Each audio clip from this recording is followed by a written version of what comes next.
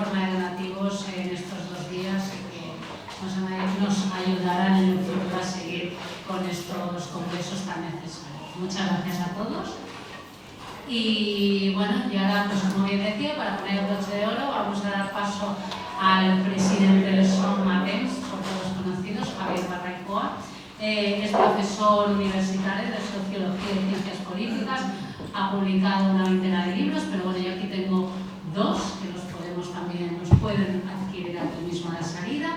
Uno que es Mitos al Descubierto y su último libro, Protestantismo, que aquí lo tenemos, también lo pueden adquirir antes de irse. Y bueno, como decía, es cofundador y presidente de SOMATEMS y nos presenta su ponencia Apátridas hacia una comprensión de la psicopatología del nacionalismo.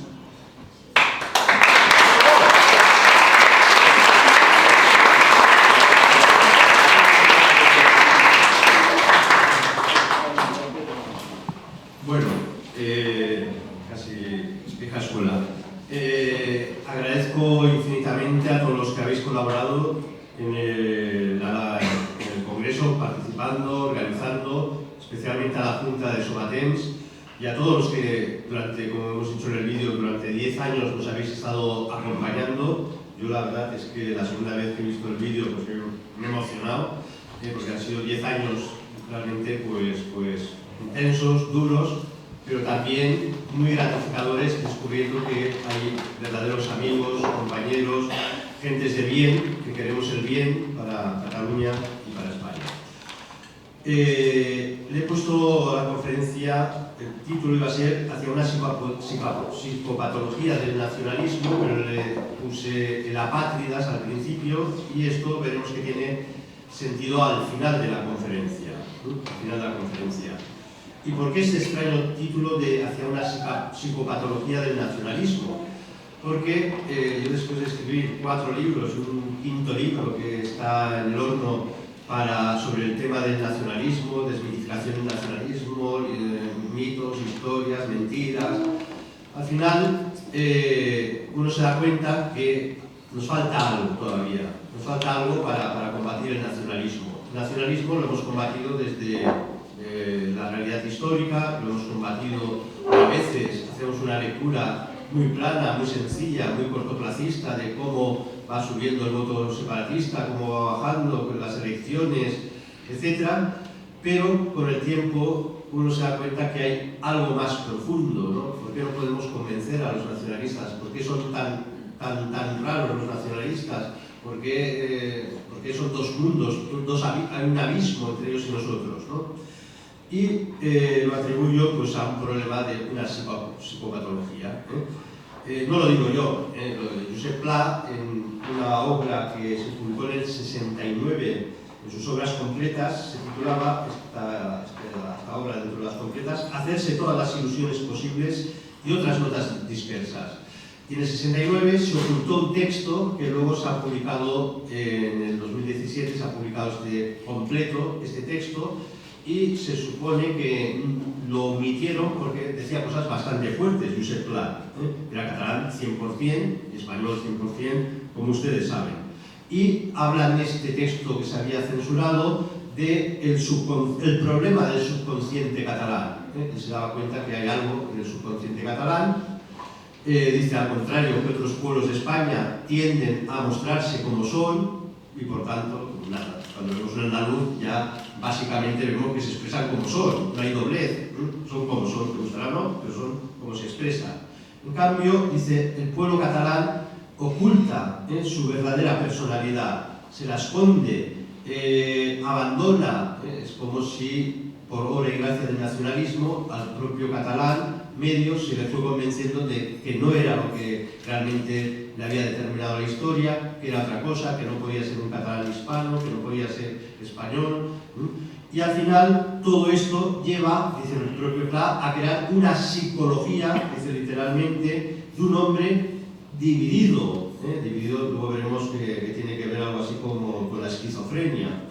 Dividido mentalmente, un hombre que tiene miedo a ser él mismo. En este texto sorprendente de Josep Pla habla que una población, un hombre en una sociedad donde constantemente tiene que renegar de lo que realmente es y le ha determinado la historia, para ser otra cosa que se ha inventado, acabará siendo, dice, un hombre enfermizo, sombrío, desconfiado, tortuoso, escurridizo, nervioso, displicente, solitario, triste. Y sentencia: la enfermedad catalana yace en el subconsciente del catalán. Nos está abriendo una vía de investigación, algo está en nuestro subconsciente colectivo que no tiene que ver con las categorías políticas explícitas, las teóricas reivindicaciones frente a Castilla, Madrid o lo que sea, sino hay algo más profundo. En esa misma línea, un maestro nuestro, Francisco Canals, que fuera catedrático de Metafísica de la Universidad de Barcelona, se planteaba en un texto que es Cataluña, que lucha contra Europa, un artículo fundamental, se planteaba lo siguiente, dice: nadie dudaría en el plano psicológico o ético que una persona que solo pensara en ella, solo se volcara en ella, solo le importara a ella, cayera en lo que llamamos el narcisismo obsesivo. Y luego hablaremos desde la psicología que implica y veremos si nuestros nacionalistas gozan de este narcisismo obsesivo. Pero sigue diciendo Canals que este solipsismo, este solo yo existo, solo yo soy importante, yo soy lo único, si se traslada a lo colectivo, solo Cataluña es lo importante, solo mi pueblo es lo importante, solo yo soy lo mejor, en un momento determinado esto puede provocar un problema de psique colectiva, una quiebra en la psique colectiva de un pueblo. Y sentencia Canals diciendo: el nacionalismo corre así el peligro de convertirse en una enfermedad colectiva, en una enfermedad mental colectiva.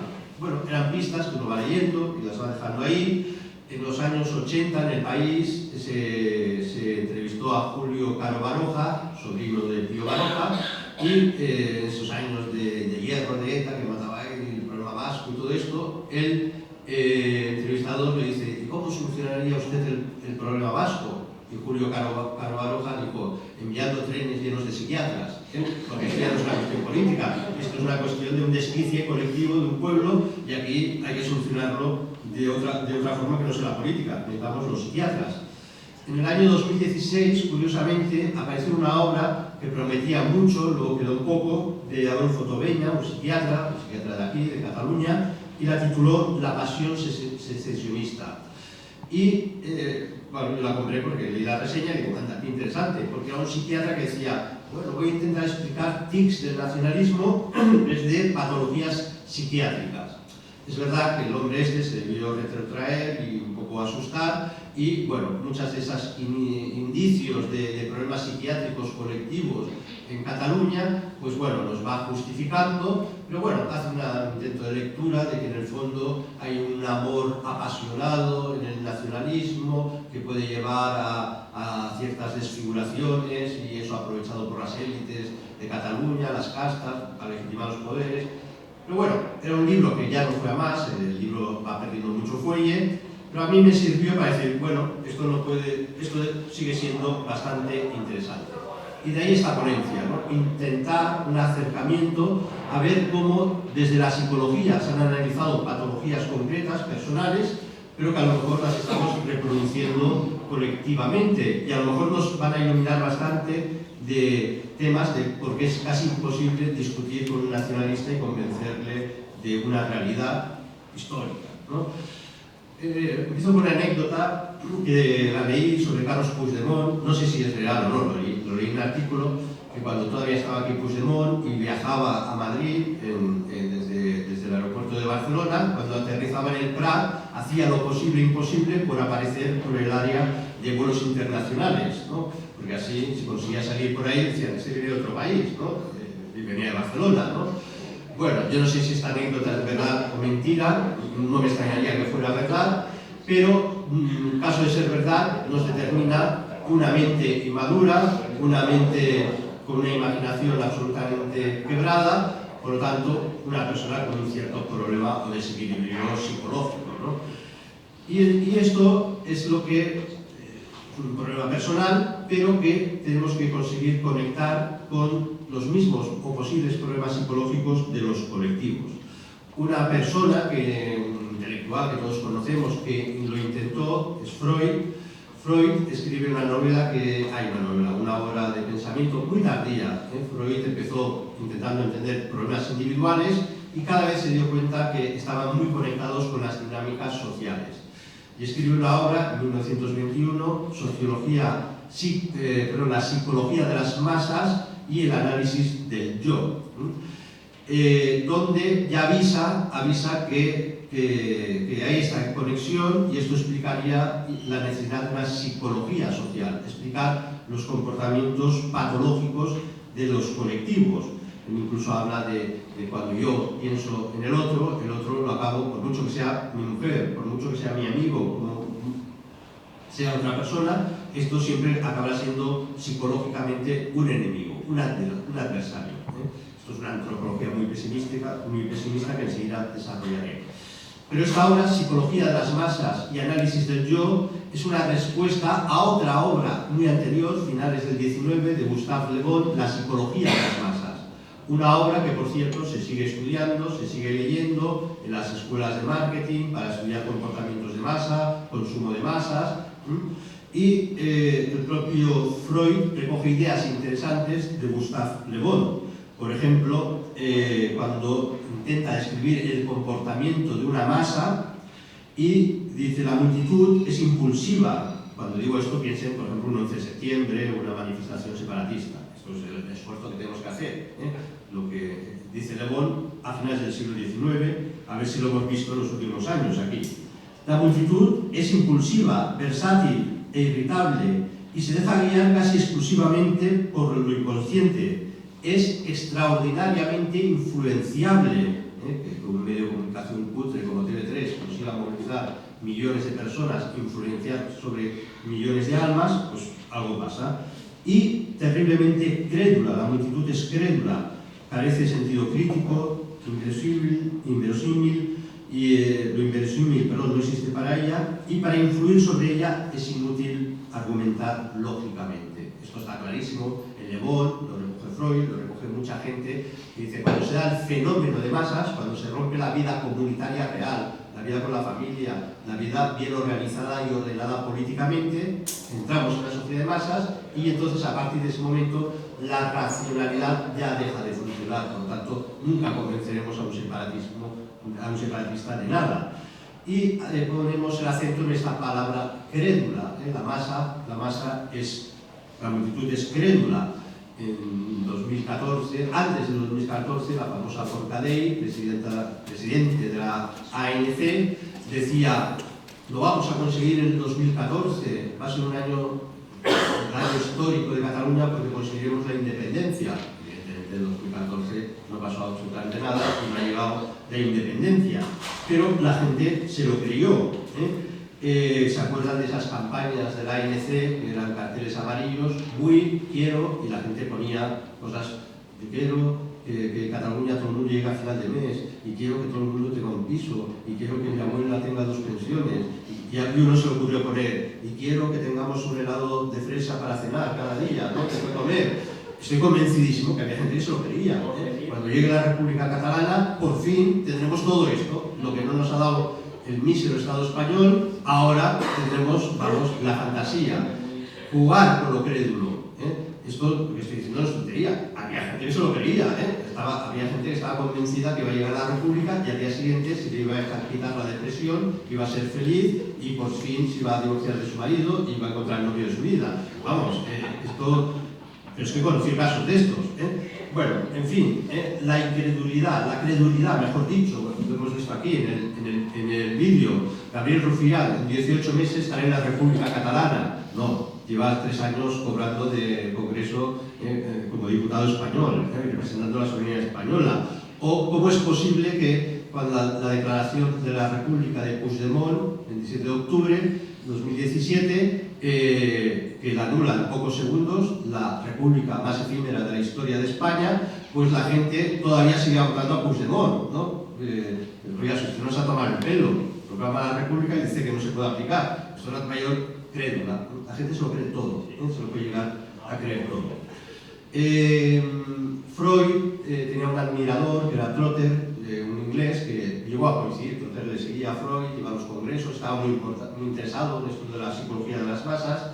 Estamos en el año 2016 y escribe un libro sobre el comportamiento gregario en la paz y en la guerra. ¿Por qué? Porque estamos 2 años que se lleva de Primera Guerra Mundial, una de las primeras guerras con millones de personas que se entregan a la muerte por el ideal de una nación. Y entonces, ¿cómo es posible? Y él lo intenta explicar por el comportamiento gregario, animal que tenemos, pero Freud no está de acuerdo. Freud da una idea muy interesante que dice que los comportamientos de masas ciertamente son gregarios, les encantan las masas, están metidos entre millones de personas o cientos de miles el 11 de septiembre, pero dice Freud, es muy importante para entender el comportamiento de las masas las relaciones emocionales, afectivas que se producen dentro del seno de las masas,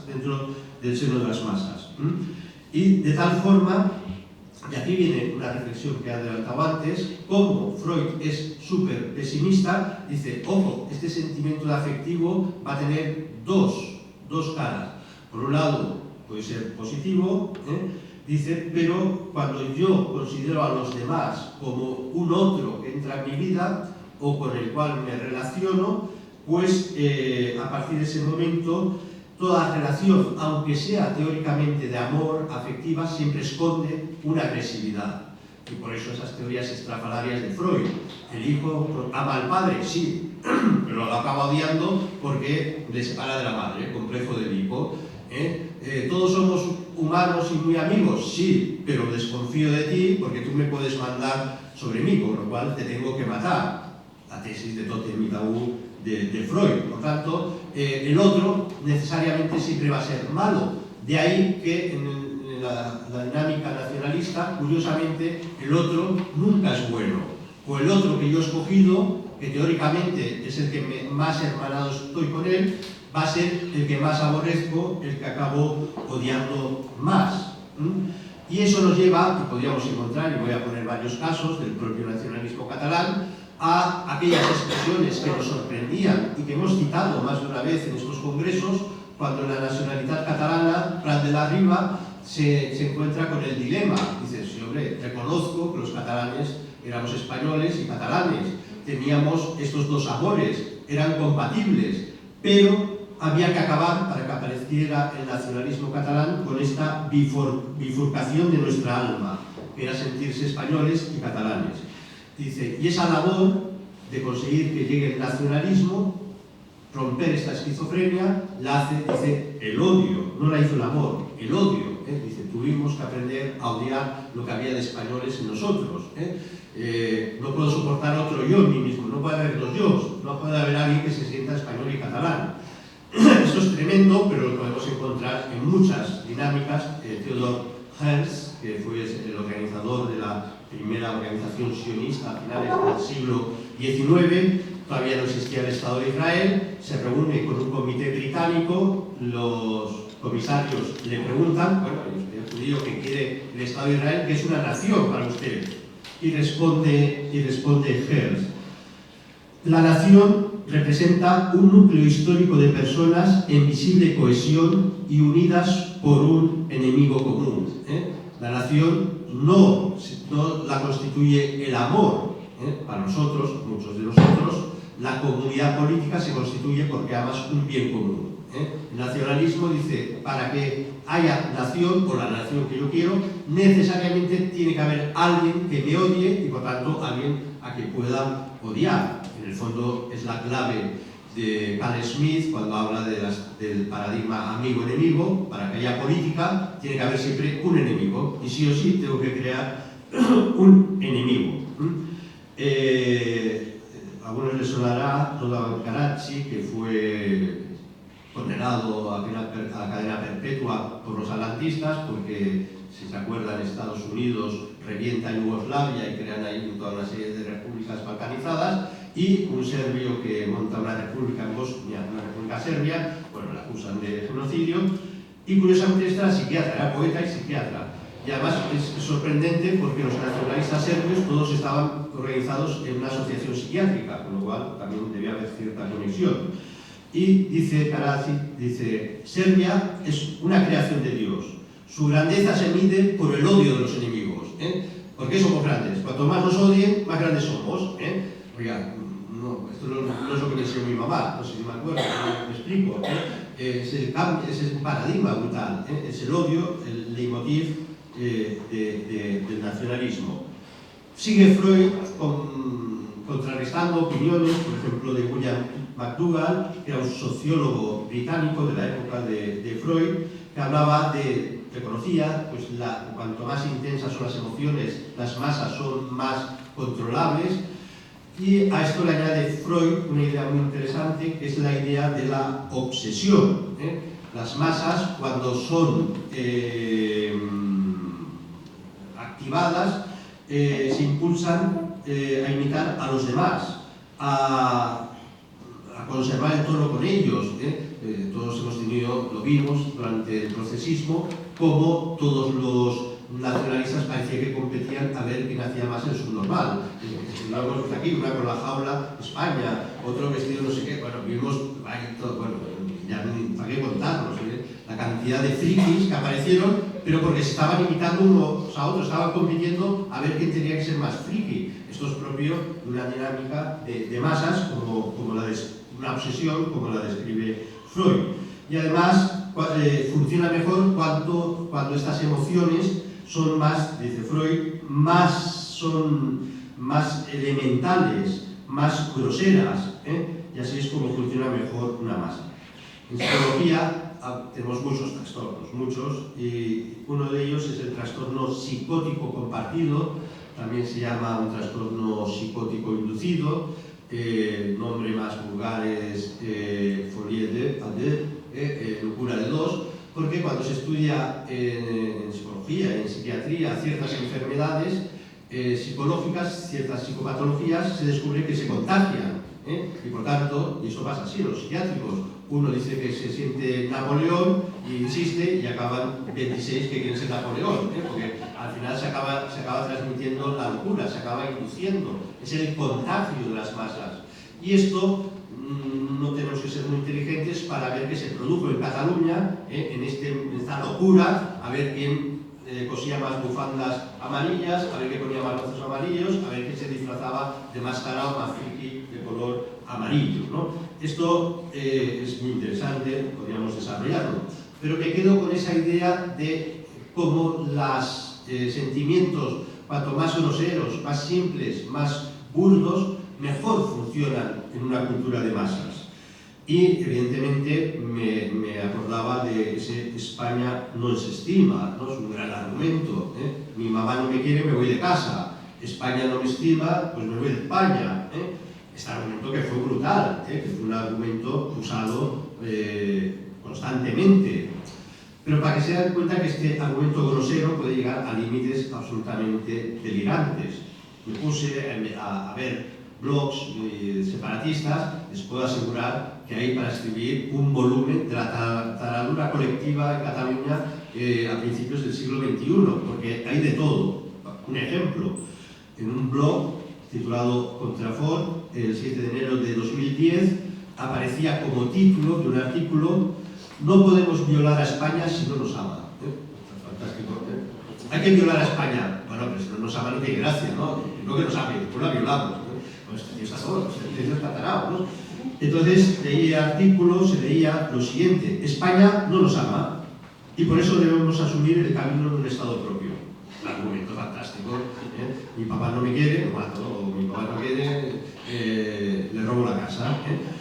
Y sigue: España no ama a Cataluña y a menudo le profiere una versión que a veces se muestra enfermiza, insana y angustiosa. España es enfermiza, insana y angustiosa. Y nos está diciendo, oiga, el que ha escrito esto es el enfermo, es el insano y es el angustioso. Usted está proyectando su taradura en España.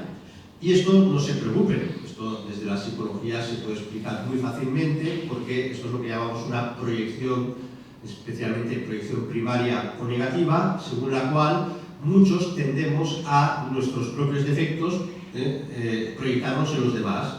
Yo robo, pues digo que todo el mundo es un ladrón. Yo soy un adicto, pues todos son adictos, etcétera, etcétera, etcétera. Esto se estudia en psicología y son hábitos, son mecanismos psicológicos de gente especialmente desequilibrada.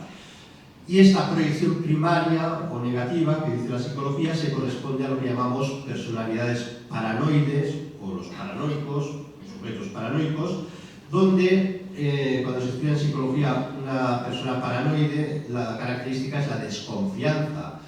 Lo aplicamos a nuestro caso. Todos tenemos la percepción, cuando hablamos con un independentista, que tiene una desconfianza absoluta hacia España. Pase lo que pase, España nos la va a colar. No dan el más mínimo margen de que España puede hacer algo bueno por Cataluña. Todo lo que haga España, incluso ganar la Eurocopa, esto va contra Cataluña, la desconfianza. Bien, entonces hay una Biblia de los psicólogos, que es lo que llamamos el diagnóstico estadístico de desórdenes mentales, DSM en inglés, y es la Biblia. Viene de Estados Unidos, pero aquí los psicólogos, muchísimos psicólogos lo siguen como si fuera la Biblia. En este manual, el DSM-5, de la versión 5, nos habla precisamente de estas personalidades paranoicas y algunas características les sonarán a ustedes. Desconfianza en los otros, por tanto, todo lo que digan, interpretar que todo comentario va contra nosotros, es denigrante y amenazador. Esto es lo que les pasa a los nacionalistas. Dicen algo desde Madrid, esto va contra nosotros. Siguiente característica de un paranoico: desconfianza, rencor persistente que lleva a no olvidar pretendidas injurias. En 1714 nos hicieron esto, ya ha pasado 300 años, pero nos hicieron esto, ha pasado 300 años, pero nos hicieron esto, ¿no? Un rencor ya persistente, da igual, ese rencor va a existir siempre. O las personalidades paranoides sufren estados psicóticos. Esto tiene mucho que ver, toda esta expresión puede salir muchas veces ahora, porque el estado psicótico se caracteriza por la desrealización. ¿Qué significa? La pérdida del sentido de la realidad. En cualquier ámbito, cuando está Puigdemont en Waterloo y está con su Consejo de la República, debe estar imaginando que hay toda una república funcionando y él tiene un super equipo de ministros republicanos y presupuestos y tal. Ya, esto es un delirio. Usted es un tío que le han alquilado un piso, le están pagando bajo mano y poniendo una serie de ventajas a la Generalitat bajo mano ilegalmente para que usted sobreviva. Pero esto del Consejo de la República no tiene esto no es una realidad, esto es una pura imaginación, un delirio que usted se ha producido. Bien, y por tanto, como decíamos, el delirio paranoide provoca también una desconfianza patológica, y la podríamos reconocer en famosos textos, nos acordamos todos de Pujol, se ha citado hasta la saciedad, cuando Pujol en el año 58 hablaba de los andaluces. El hombre andaluz no es un hombre coherente, es un hombre anárquico, destruido, es generalmente un hombre poco hecho, un hombre que hace 150 años pasaba hambre y tal. Entonces luego sigue el texto y ahí viene la desconfianza patológica. Si por la fuerza del número, si tuviera más hijos que los catalanes, llegase a dominar sin haber superado su propia perplejidad, destruiría Cataluña. Por cierto, argumento que ahora podríamos decir, como los musulmanes tengan más hijos que nosotros, también destruirán Cataluña. Pero curiosamente el argumento solo funciona con los españoles, con los castellanos, no con los musulmanes, misteriosamente. Y no solamente el fenómeno paranoide acaba aquí, sino que va a llevar directamente a la esquizofrenia. Esquizein en griego es ruptura, división, separación, de ahí viene esguince, ¿no? Un esguince está roto, un nervio, un músculo, fren es mente, por tanto, un esquizofrénico es que dices una cosa y la contraria. Fíjense la desconfianza que manifestaba Pujol y manifiestan tanto los separatistas hacia el resto de españoles, pero curiosamente en plena caña de la secesión en el 2017, el año duro, el año fuerte, hubo una manifestación en Barcelona, se acordarán, de Volem acollir, y cientos de miles de catalanes, Volem acollir, y estaban votando para irse de España, que no vengan españoles, pero Volem acollir. Ustedes, bueno, entonces nos acullan españoles, ¿no? No sé si me explico. Si Volem acollir, no, es que Volem acollir els que no son españoles. Esto es una esquizofrenia, que una cosa y la contraria no. Bueno, nos daría, insisto, para reflexionar y preocuparnos realmente qué está pasando en España. Como lo paranoide crea una desconfianza, esto nos va a ir llevando al complejo de superioridad luego, pero ya vemos claramente que toda obsesión acaba fortaleciendo el odio. El Mori España, ¿no? La nueva musa del separatismo, Silvia Auriol, se acababa, ahora no sé, porque ahora ya tiene el poder, pero acababa siempre en sus mítines Mori España. Un neandertal, que conocerán, Tardá, Mori el Borbó, yo que no había pasado el paleolítico, Mori el Borbó, tal. Bueno, esto era tremendo, ¿no?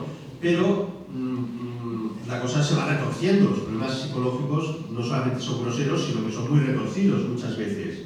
Un personaje que igual no conocerá, Manuel Cruells, del primer tercio del siglo XX, militante del Estat català, de la época de Francesc Macià, escribía en Nosaltres sols era la imitación del Sinn Féin, nosotros solos, ese partido, digamos, casi insurreccionista, escribió un artículo sorprendente titulado El nostre Mori España, porque ya en esa época se gritaba Mori España, los separatistas, catalanistas, separatistas, todos Mori España, y él escribe un artículo, Nuestro muera España, para decir que, hombre, no hay que ser tan groseros, nosotros odiamos a España, lo dice así, nuestro odio a España no es tan grosero, no es de gritos e injurias, y entonces suelta una cosa que es tremenda, dice, nuestro odio es positivo. Nosotros odiamos, los catalanes sabemos odiar, los catalanes odiamos de verdad, los españoles odian odiando,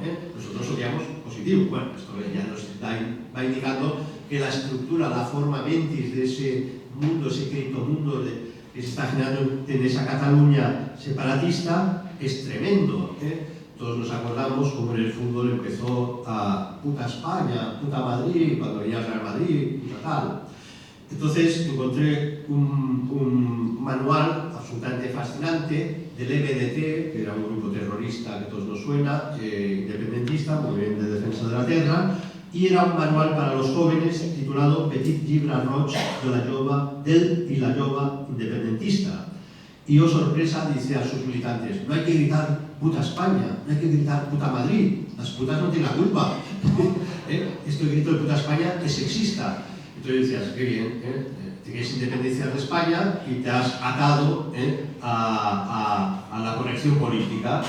Todo independentismo, toda independencia lleva siempre, no a una liberación de verdad, lleva a someterte a otra esclavitud. Los que hemos dejado de fumar, nos libramos de la nicotina y somos esclavos del chocolate, no sé si me explico.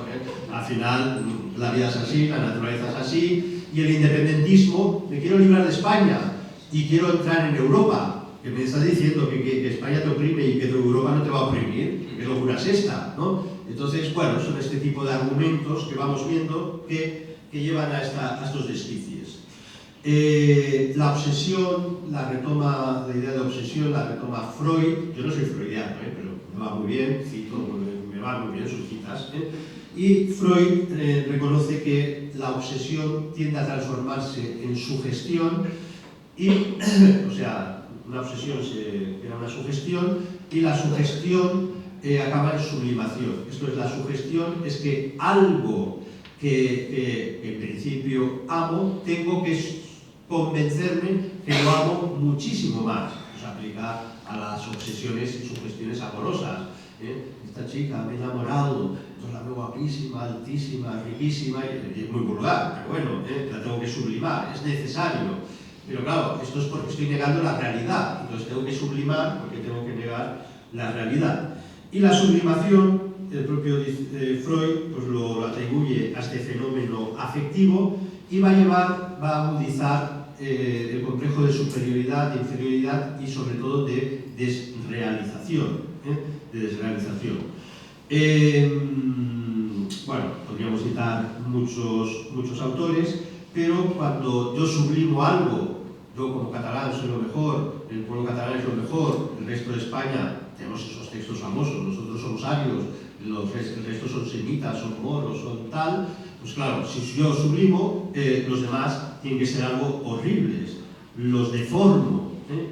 Y aquí podríamos traer a colación, que es magnífico, los artículos que escribió el Quim Torra antes de ser presidente de la Generalitat, este personaje tan absolutamente ridículo, pero la recolección de sus artículos merece ser recolectados, leídos y comentados. Uno de ellos se hizo muy famoso, lo escribió en 2012, cuando se iniciaba el procesismo, y lo tituló La lengua de las bestias, y empezaba con un cuento, recordando que cuando era pequeño, Folchi Torra, un famoso autor catalán que escribía cuentos, y un cuento sobre animales que hablaban y tal, bueno. Y entonces dice, Torra, esto hay que leerlo, dice, ahora, lo traduzco al español, dice, ahora miras a tu país y vuelves a ver hablar a las bestias. Pero claro, las bestias son los que en Cataluña hablamos español, o castellano, son las bestias. Pero estas bestias son de otro tipo, no son las de las fábulas de Folchi Torra, son de otro tipo. Son carroñeras, escorpiones, hienas, bestias con forma humana, que solo beben odio. Un odio perturbado, nauseabundo, con una dentadura postiza, con moho, contra todo lo que representa la lengua. Están aquí entre nosotros, les repugna cualquier expresión de catalanidad. Es una fobia enfermiza. ¿Hay algo freudiano en esas bestias? No, señor Torra, el enfermizo es usted, no se me explique. El que está olvidando es usted. El freudiano, el que tiene un problema freudiano es usted. Incluso añade, y si no es un problema freudiano, es una pequeña sacudida de su cadena de ADN. Señor Torra, mire su familia. No sabemos cómo la foto, cómo son. La ADN ha bailado. O sea, es lo que hemos hablado, una proyección. Yo soy lo que soy, odio a todo el mundo, odio porque hablan español, y ahora digo que los que hablan español odian y son feos y todas estas cosas. Bueno, Torra es una maravilla, luego lo citaré en otro momento. Un complejo de superioridad, los mejores y los desgraciados. Erich Fromm, un psicólogo magnífico, judío, pero con una cosmovisión muy parecida a la cristiana, su autobiografía, Más allá de las cadenas, la titula así, Más allá de las cadenas de la ilusión. Es una autobiografía muy interesante. Él había sufrido la Segunda Guerra Mundial. Muchas reflexiones sobre el nacionalismo se hacen a raíz de la Primera y Segunda Guerra Mundial, y sobre todo en el nacionalismo como una de las causas que ha llevado pues a esa tragedia de la guerra. Y entonces Fromm dice, hace una alusión a una especie de narcisismo de los colectivos, un egoísmo de los colectivos, que se expresa de la siguiente forma. Dice, nuestra nación, no es que hable de su nación, dice, es como si estuviera diciendo, un nacionalista diría, nuestra nación es perfecta, amante de la paz, culta, democrática, pero la del enemigo es abominable, es vil, traicionera, cruel, ¿no? Y esto lo hemos visto tantas veces, lo hemos oído, como los separatistas dicen, la República Catalana es democrática. Los catalanes somos democráticos, de verdad. España es una democracia que no cumple los códigos internacionales o los índices internacionales, porque es una democracia corrupta. Bueno, y aquí en Barcelona, Cataluña no solo. O sea, es esa distinción esencialista, mística, de que nosotros somos un pueblo superior porque somos la democracia. Y claro, la democracia, como es el dios de la organización política, es la religión propia, pues entonces nuestra democracia es mucho mejor. Esto se puede llegar, argumentando esto, al delirio total. Buscando para preparar la conferencia, me encontré un artículo en Punahui, escrito en el 22, muy recientemente, titulado El primer Parlamento. Y el autor del artículo dice que la Corte Condal, por tanto catalana, del siglo XI, lo dice literalmente, del siglo XI, se presenta como una institución democrática frente a la monarquía. En el siglo XI los catalanes ya éramos democráticos y esta monarquía no nos iba, nosotros éramos republicanos ya en el siglo XI, imagínense. Literalmente, dice el autor, estas instituciones fueron las más antiguas de Europa. Somos la leche, los más antiguos de Europa. El escudo de Cataluña es el más antiguo de Europa.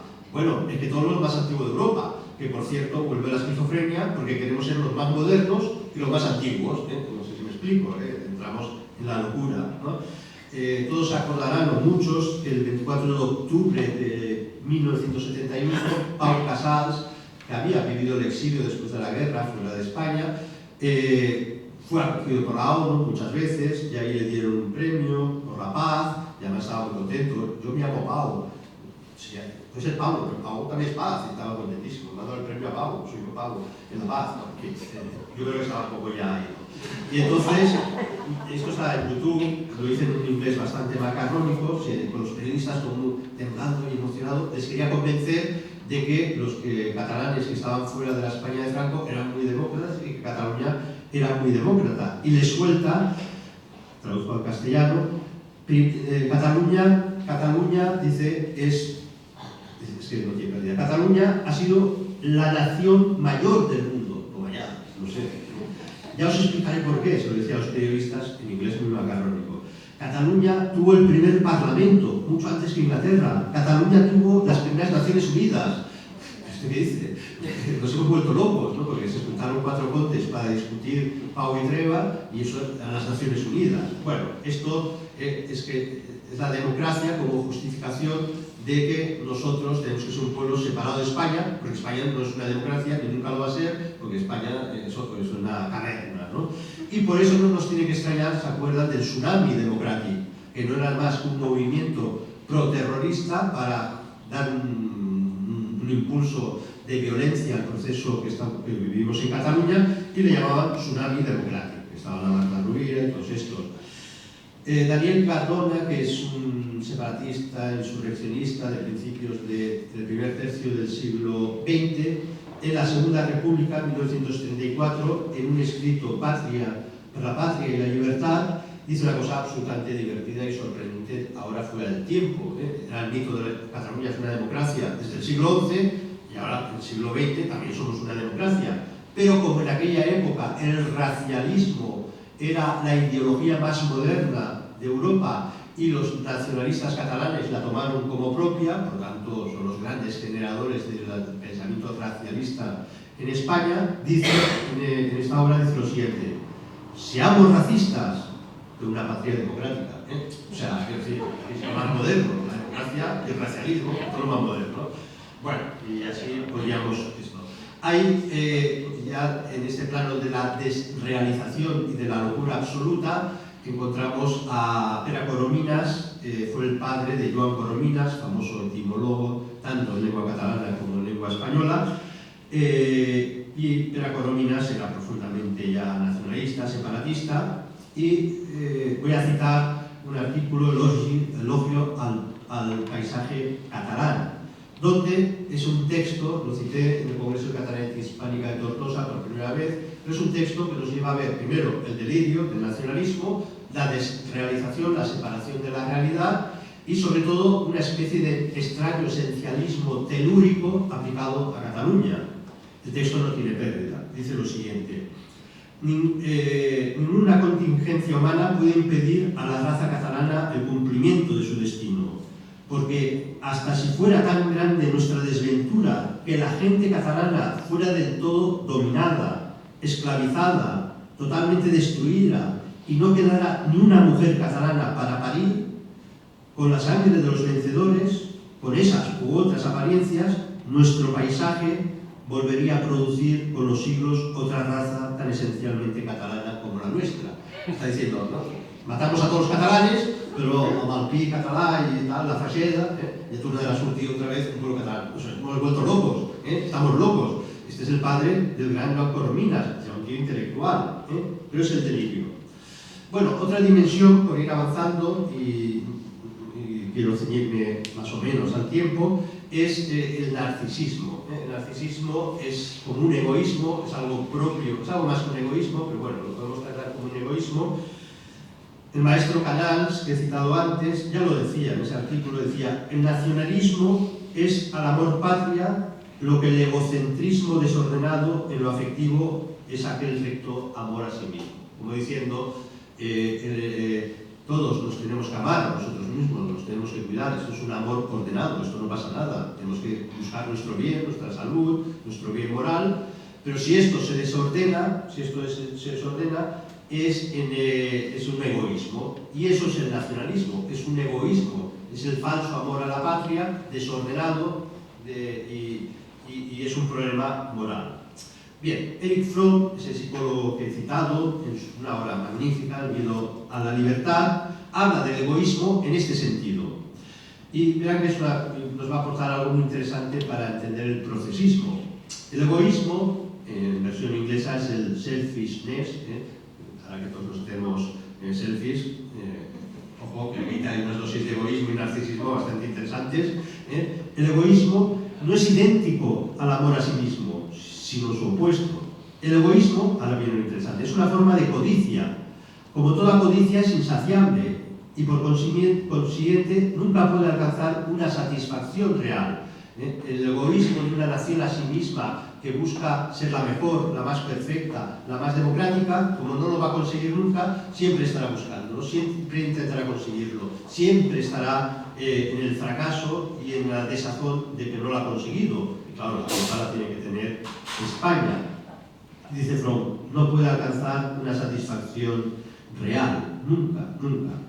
Y esta cita de Fromm me recordaba un álbum que los más jóvenes se acordarán, de Louis Jacques, El viaje a Ítaca, que cuando éramos jóvenes y bastante estúpidos nos pareció interesante.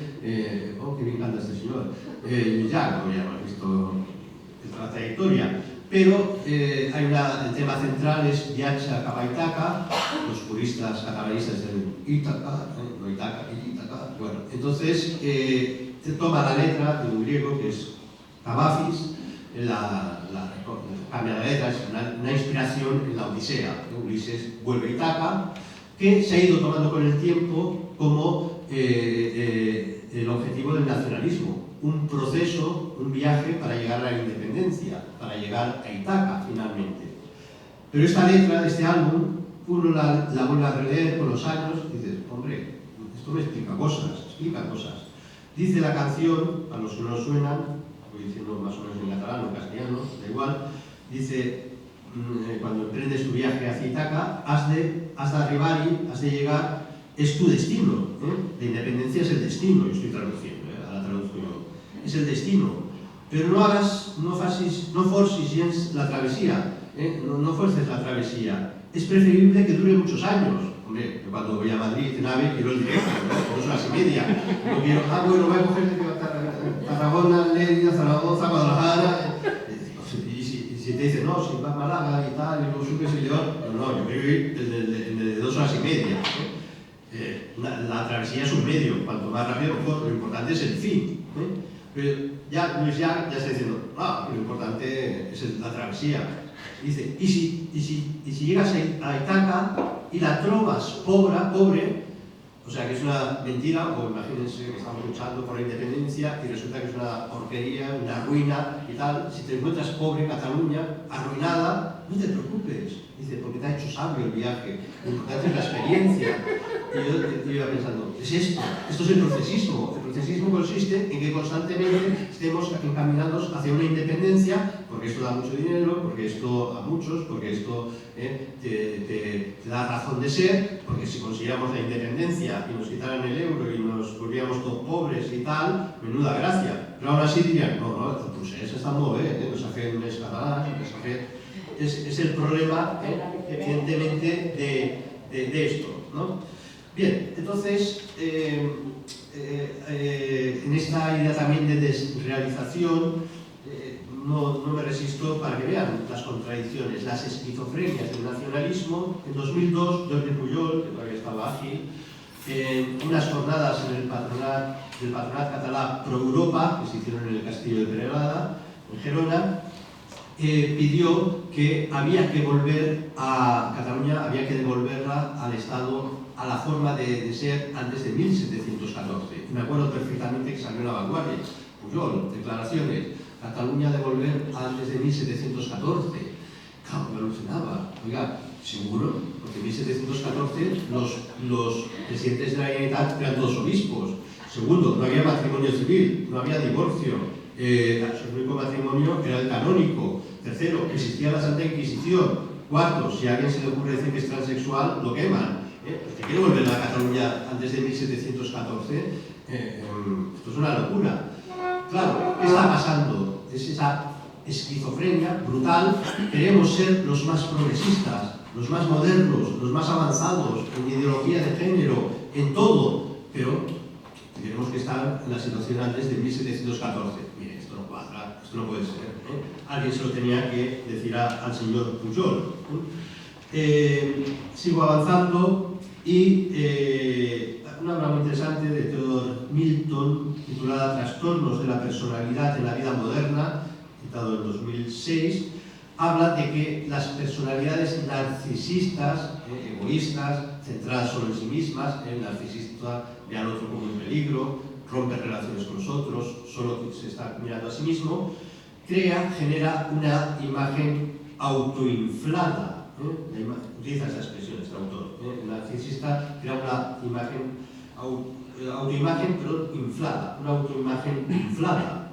Y claro, no me ha quedado más remedio que volver a Quintorra y buscar algunos artículos. En 2012, cuando empezaba el procesismo, escribí un artículo, L'orgull de ser catalán, el orgullo de ser catalán, donde dice, ya, por fin se acaba el cachondeo, por fin ya va a empezar aquí el procés.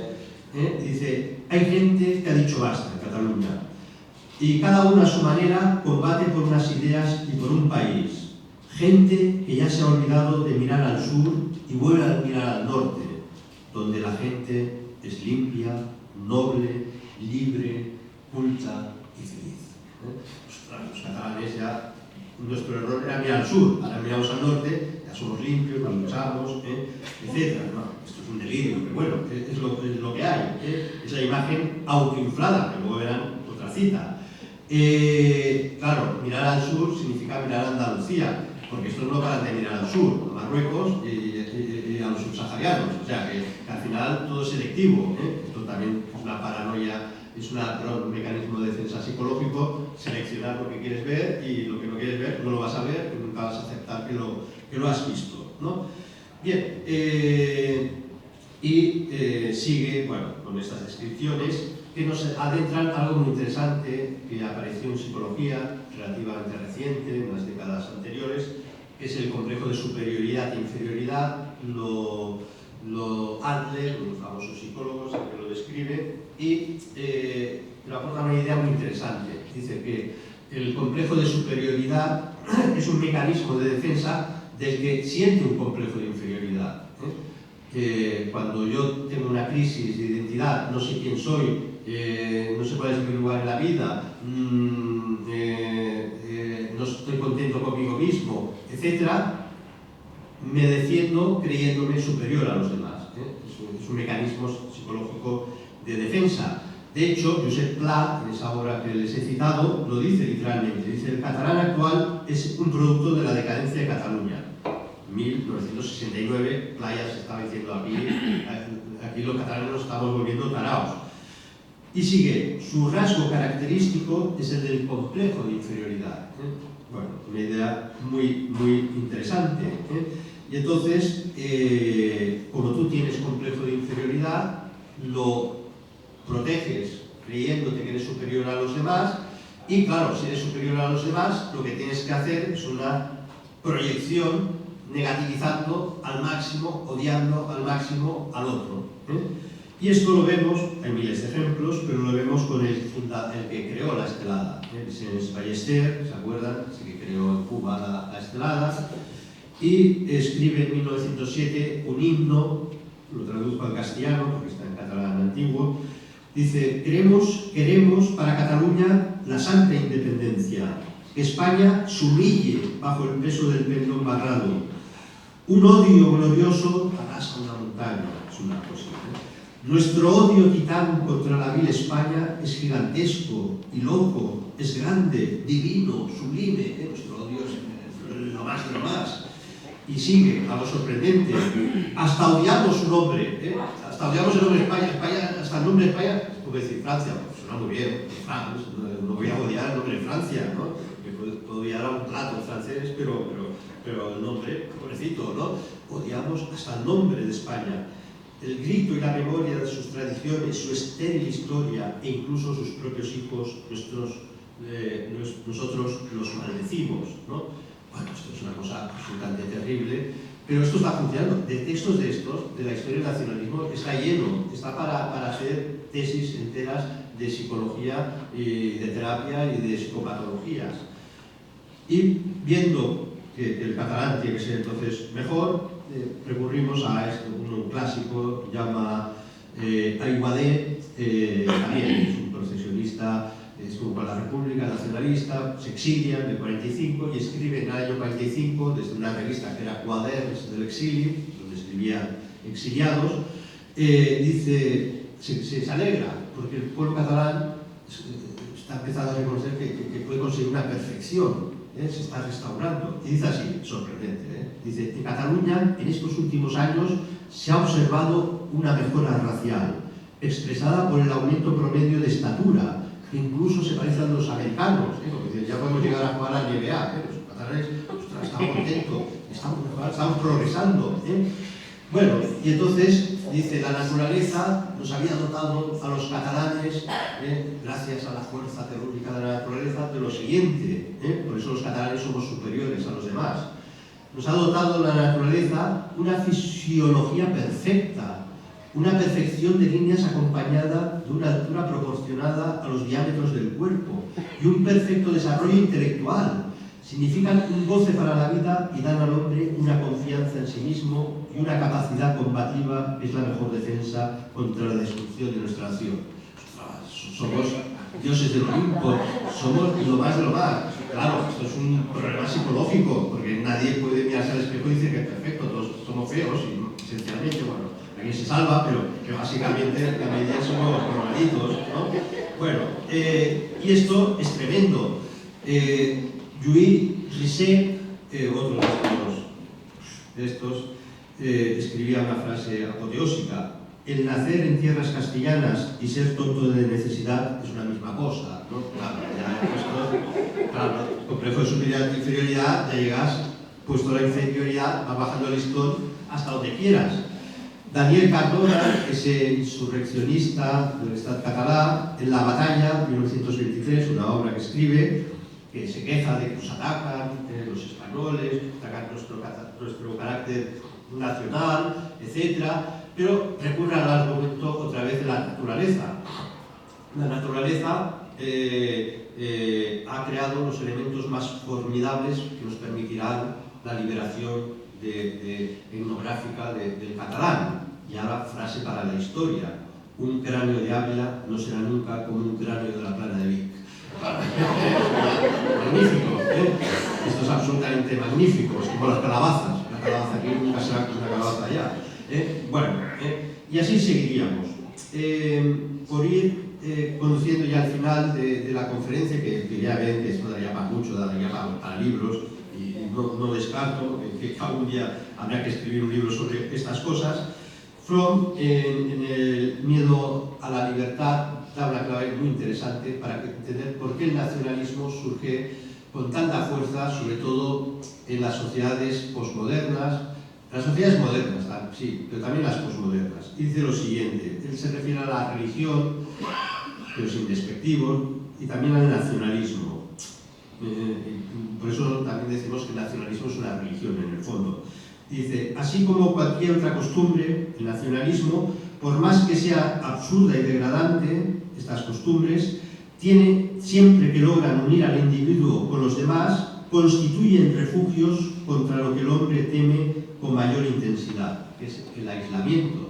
Lo que más teme la gente en nuestras sociedades posmodernas, nihilistas, es quedarse solo, aislado, perder la amistad, no tener amigos, morir solo, sin que nadie te cuide, haber perdido la familia, que los hijos no te hablen. Esto es la angustia real de un hombre posmoderno que ha querido vivir la posmodernidad así. En psicología, el hombre aislado, el hombre solo, tiene un trastorno, lo llamamos trastorno de la personalidad limítrofe, donde se describe que estos pacientes viven en una crisis perpetua de un estado de ánimo, comportamiento de desolación, y con frecuencia se sienten vacíos, aburridos, etc. Yo estoy absolutamente convencido que una parte muy importante de esas abuelitas que veíamos en los pueblos, haciendo bufandas en el centro parroquial y tal, su vida debía ser tan aburrida, tan profundamente aburrida, que el nacionalismo les ofreció una razón de ser para la existencia. Estoy luchando por algo, estoy luchando por una liberación, estoy luchando por un bien, pero es que en el fondo hay un problema estructural, psicológico, colectivo o individual, que es el que te ha dinamitado tu vida social, tu vida natural, y buscas en el nacionalismo poder resolverlo esto. Bien, esto exige, dicen otros autores, que el nacionalismo se presenta como una ilusión sanadora. Te voy a sanar de tu individualidad. Ya no estás solo. Te vas el 11 de septiembre y estarás rodeado de 100.000 personas. Nunca vas a estar solo. Y además, con las abuelitas de la parroquia estarás haciendo bufandas amarillas y cortando plásticos amarillos. Ya nunca más voy a estar solo. Es la ilusión sanadora. Muy conectada a esa desrealización, porque hay dos fases del nacionalismo que creo que son interesantes de atender. Una es cuando aparece en el siglo XIX. El nacionalismo del siglo XIX se explica porque la destrucción que hace el proceso revolucionario de las estructuras políticas naturales de la cristiandad, cargarse todos los imperios, las formas de organización, lleva a crear formas de organización de individuos desarraigados absolutamente de su realidad primigenia, que la revolución ha acabado. Y esos individuos son introducidos en colectivos artificiales, que son los nuevos estados modernos, que les van a dotar de una identidad, una bandera, un himno y una historia simplificada, que está haciendo el nacionalismo catalán y el vasco y todo esto, y a partir de ahí te alivias de esa muerte de las sociedades de las que provenías. Y en el siglo XXI, el nacionalismo, finales del XX y XXI, corresponde a la crisis de esos estados que se fundamentan bajo códigos nacionalistas, pero como el Estado ha creado individuos que los ha abocado al nihilismo, en este nihilismo del siglo XXI hemos visto cómo resucitan unos nacionalismos que también necesitan sentirse parte de algo, parte de una historia, parte de un proceso.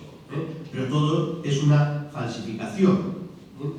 Y entonces, ahora sí, acabo con una reflexión final que, permítame, sirva de conclusión, de reflexión también final de este 10º Congreso de Catalanidad Hispánica, porque creo, voy a intentar transmitir, que el sentido, la finalidad de por qué hemos estado estos años trabajando, por qué hemos estado luchando. Hay una obra que creo que es de lectura casi obligatoria, de Rafael Gambra, El silencio de Dios, donde el prólogo es de Gustave Thibon, y es un prólogo breve, pero muy potente, muy rico. Y dice en este prólogo, Thibon dice: hoy estamos presenciando la agonía de la polis, de la ciudad de los hombres, de la política en el fondo. El liberalismo, es el liberalismo decimonónico, al aislar los individuos, por un lado, y el estatismo. El liberalismo lo que dijo es arrebatar a los individuos de sus entidades naturales. Esos individuos, luego el Estado moderno, liberal, los reagrupa en vastos conjuntos artificiales y anónimos. Esto ha transformado a la sociedad en un inmenso desierto cuyas ciegas arenas son arrebatadas por los torbellinos del viento y de la historia. Sigue Gustave Thibon, y digo, estoy ya haciendo una reflexión final del Congreso, en el fondo, dice: estamos en un siglo donde reina el conformismo, el absurdo, el desorden, donde hay el ídolo de la revolución permanente, en nuestra versión catalana es el procés permanente. Se ha convertido en el centro de atracción para los rebaños de esclavos teledirigidos. Nada hay más nuevo ni más insólito y esto es como una esperanza, una llamada a nosotros, nada puede ser más nuevo y más insólito que predicar el retorno a las fuentes y defender la naturaleza y la tradición. Y sigue con otro texto. Las ciudades de antaño, al enlazar al hombre con las realidades visibles e invisibles, le ayudaba a elevarse sobre sí mismo, en una verticalidad. Hoy en día el ideal que se propone no es la verticalidad, sino la horizontalidad, donde solamente podemos aspirar a huidas para adelante, pero no crecer para arriba. Por eso el individualismo y el estatismo que nos propone el nacionalismo están en el mismo plano, es el mismo juego. Nos harán creer que somos muy individualistas y nos someterán a las categorías de una nación creada y a la fe de un nacionalismo de una nueva religión. Pero esto es plano, no es incompatible, está en una situación de vida plana. Entonces Rafael Gambra, el autor de esta obra, que es prologada por Pigón, nos apunta, digamos, llora porque se ha perdido el arraigo patrio. Dice, la situación que estamos es el arraigo patrio. Por eso quise titular la ponencia, empezará con apátrida. Somos sociedades apátridas, el nacionalismo nos arrastra a una sociedad apátrida, porque apátrida es el que no tiene patria, porque ha estado desarraigado, se le han roto las raíces, no tenemos absolutamente raíces. Cuando vemos un árbol plano, normalmente es porque es un árbol caído, es un árbol muerto, un árbol con raíces, está mirando la copa hacia arriba, hacia el cielo, hacia la luz, está absolutamente buscando algo. Entonces, nuestra lucha, es mi reflexión, nuestra lucha, y coincidiendo con Rafael Gambra, por las patrias, por recuperar la patria, por recuperar la comunidad política, las sociedades naturales en las que cada hombre tiene que vivir.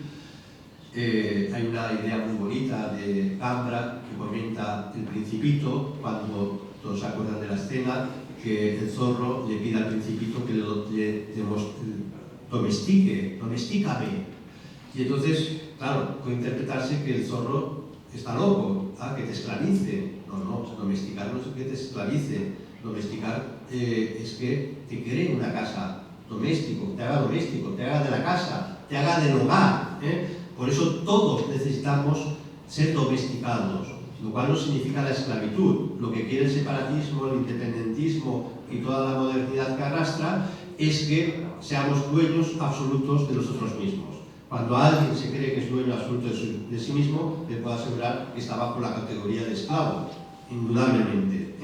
Y por tanto dice Gambra que si recuperáramos, o una vez ha perdido el sentido de patria y comunidad política, lo que nos depara a los hombres es, o mejor dicho, tenerla, nos daría la posibilidad de vivir la vida como en un hogar doméstico, como en casa. Esto es la patria, en el fondo, ¿no? Sentirte en tu casa, ¿no? Nos daría el sentido de las cosas y la maduración en el vivir. Y todo este mundo moderno y posmoderno lo que está buscando es lo contrario, que perdamos el sentido de las cosas, por eso arrastra a la gente al nihilismo y evita que la gente madure el vivir, no viva la vida, porque no entiende la vida y no entiende lo que es un proceso de una vida madura, una vida buena. Y por eso tanta gente es tan infantil. El puerilismo, el infantilismo es la condición para que funcionen las actuales democracias posmodernas. No sé si me explico. Y por lo tanto, ante esta última reflexión, pues llamamos desde Somateus o justificamos nuestra lucha durante estos 10 años, porque nosotros hemos estado pidiendo, reivindicando la restauración de nuestra patria. Ojo, no como un fin en sí mismo, sino como el modo más completo de restaurar al hombre que la posmodernidad y la modernidad han destruido. Muchas gracias.